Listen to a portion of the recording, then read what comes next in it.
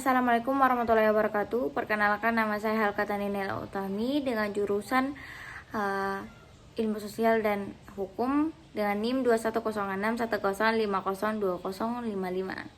Pada kesempatan kali ini saya akan mempresentasikan hasil makalah saya mengenai analisis pelanggaran hak asasi manusia terhadap perlindungan korban pencabulan anak di bawah umur dengan mata kuliah Sosiologi Hukum. Pada bagian pertama, saya akan menjelaskan mengenai latar belakang.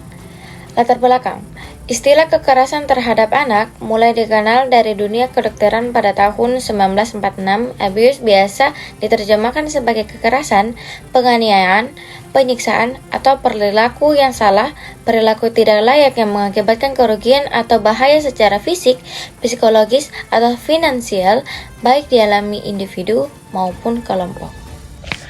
Perlindungan anak sebagaimana yang dimaksud dalam pasal 2 Undang-Undang Nomor 35 Tahun 2014 tentang perubahan atas Undang-Undang Nomor 23 Tahun 2002 tentang perlindungan anak adalah segala kegiatan untuk menjamin dan melindungi anak dan hak-haknya agar dapat hidup, tumbuh, berkembang, dan berpartisipasi secara optimal sesuai dengan harkat dan martabat dia sebagai seorang manusia, serta mendapatkan perlindungan dari kekerasan dan diskriminasi di luar.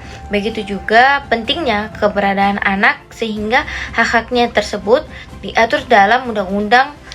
Pada rumusan masalah pertama, saya akan menjelaskan bagaimana pertanggungjawaban terhadap pelaku pencabulan anak di bawah umur.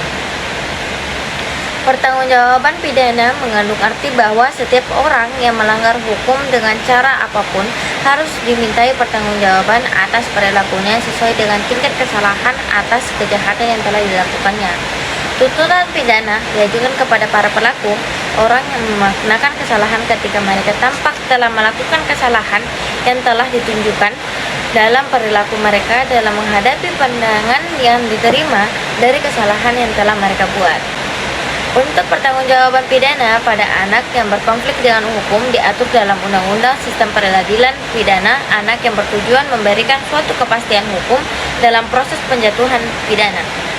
Pada dasarnya, tujuan undang-undangan ini adalah menciptakan keadilan restoratif justice baik bagi pelaku anak maupun bagi korban dengan pelaksanaan pola diversi yang melibatkan semua para pihak terlibat agar mengatasi masalah tersebut dengan memperbaiki keadaan yang baik. Oleh karena itu, dapat dibedakan sistem penerapan pemindahan anak dengan pemindahan bagi orang dewasa.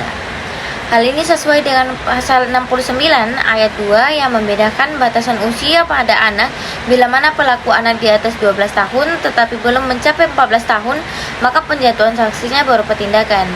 Namun, bila mana sudah mencapai usia 14 tahun, maka sanksi terhadap pertanggungjawabannya adalah penjatuhan pemidanaan.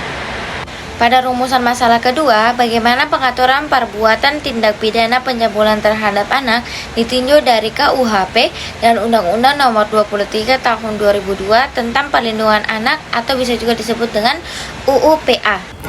Pengaturan perbuatan tindak pidana pencabulan terhadap anak ditinjau dari Kitab Undang-Undang Hukum Pidana atau bisa juga disebut dengan KUHP. Tindak pidana pencabulan adalah jenis tindak pidana yang berdampak sangat buruk terutama pada korbannya, sebab pencabulan akan melanggar hak asasi manusia serta dapat merusak martabat kemanusiaan, khususnya terhadap jiwa, akal, dan keturunan.